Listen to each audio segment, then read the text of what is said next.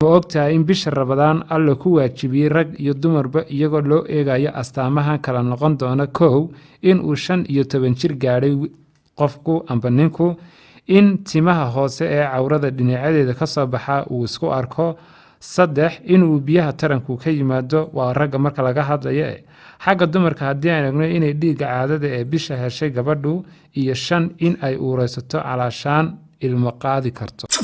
ma ogtahay in bisha Ramadaan ay tahay bisha kaliya ee Alle ka doortay dhammaan 11 bilood ee sanadka Islaamka oo dhan iyadoo sababtuna tahay in Qur'aanka Kariimka la soo dejiyay waliba tahay bisha ugu cibaadada badan iyadoo qofkii cibaadadaasi ka faa'iideysta la dhigan tahay qof haysta fadli badan oo u dhigan buuro dhan oo Uhud iyo Badar ah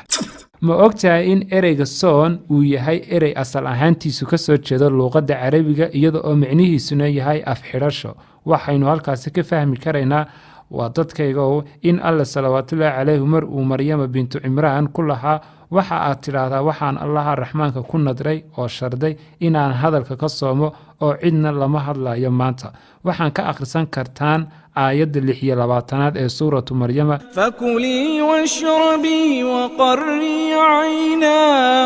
فإما ترين من البشر أحدا فقولي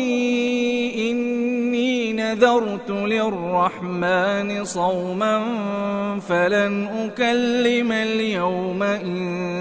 إنسيا inagoo halkaas ka qaadan karayna in aynu afkeena iyo adinkeena ka adkaano kana fogaano wixii burinaya soonka iyo wixii dhib ku keenaya soonkaaga ma ogtahay in asxaabtii rasuulka calayhi salaatu wasalaam ee sharafta badnaa ay ahaayeen kuwa xiise gaar ah u yeeli jiray bisha Ramadaan waliba ka faa'iideysan jiray bisha oo dhan ma soo ogtahay daawade in bishan oo dhan la xidho albaabada naarta lana furo kuwa jannada ma ogtahay in dadka soonka lagu waajib yeelay